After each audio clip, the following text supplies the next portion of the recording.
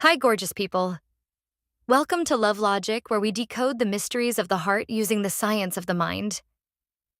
Have you ever met someone and felt an instant spark? That magnetic pull, the feeling that you've known them forever. And then 6 months later, you're miserable, fighting constantly, wondering how someone who felt so right could be so wrong. Or maybe you've met someone perfectly nice, kind, stable, available, and you felt nothing. Absolutely nothing. So you walked away. Today on Love+Logic, we're exploring the difference between chemistry and compatibility, and why confusing the two might be keeping you from real love. Let me tell you about Priya. Priya had a type. She knew it well. Charismatic, confident, a little bit dangerous, the kind of man who made her heart race on the first date. Her friends would meet him and say, "He's charming, but is he stable?" Priya would laugh it off. They didn't feel what she felt. They didn't understand the connection. But here's what kept happening. 6 months in, the charm would crack. The confidence would reveal itself as arrogance. The danger would become instability. And Priya would find herself heartbroken again, wondering why she kept choosing wrong. Then she met Amit.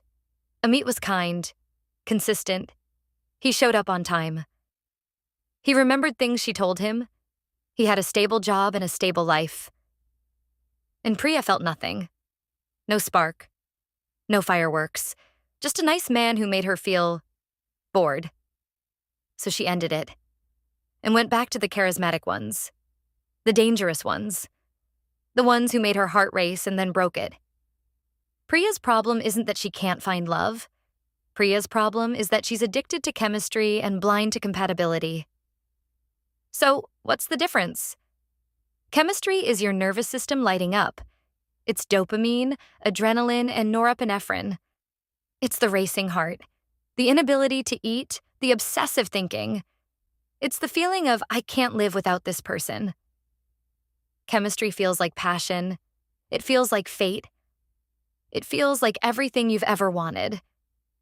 But here's what chemistry actually is. It's a biological reaction. And it's triggered by uncertainty, by challenge, by the sense that this person might not choose you. Psychologists call this the uncertainty principle of attraction.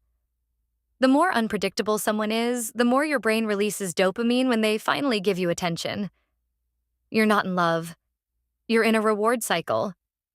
Compatibility is completely different. Compatibility is ease. It's feeling comfortable in silence. It's sharing core values about money, family, and life. It's conflict that resolves instead of conflict that escalates. It's someone whose presence calms your nervous system instead of setting it on fire. Compatibility doesn't feel like fireworks. It feels like coming home. And for someone addicted to chemistry, compatibility feels terrifyingly boring. Here's why Priya kept choosing wrong. Priya grew up in a house where love was unpredictable. Her parents were hot and cold. Some days she was cherished. Other days she was invisible. Her nervous system learned that love feels like anxiety, like waiting, like never quite knowing where you stand. So when she met a man who made her feel calm, her brain didn't recognize it as love. It felt wrong. It felt empty. When she met a man who made her anxious, who kept her guessing, who triggered that familiar uncertainty, her brain said, "This is love. This is what I know." She wasn't choosing chemistry over compatibility. She was choosing the familiar over the unknown, even when the familiar was destroying her. So how do you break this pattern? First, you need to understand what you're actually feeling. When you meet someone new, ask yourself, is this excitement or anxiety? Does my heart race because I'm genuinely drawn to them, or because I'm unsure where I stand? If you feel calm with someone, don't mistake that for boredom. Ask yourself, is this person kind? Consistent? Do we want the same things? Do I feel safe being myself? Safety isn't boring. Safety is the foundation. Second, you need to stop treating chemistry as destiny. That magnetic pull you feel? It's not a sign from the universe. It's a sign from your attachment style. And if your attachment style is anxious or avoidant, that pull is likely pointing you toward more pain. You can feel chemistry with someone who's wrong for you. You can also build chemistry with someone who's right. Real attraction can grow from safety, respect, and emotional intimacy. It just takes longer than 3 seconds. Third, you need to date differently. If your type has always been the charismatic, unpredictable one, try something terrifying. Date the stable one. Date the kind one. Date the one who texts back consistently and shows up when they say they will. Give it more than one date. Give it 4 or 5.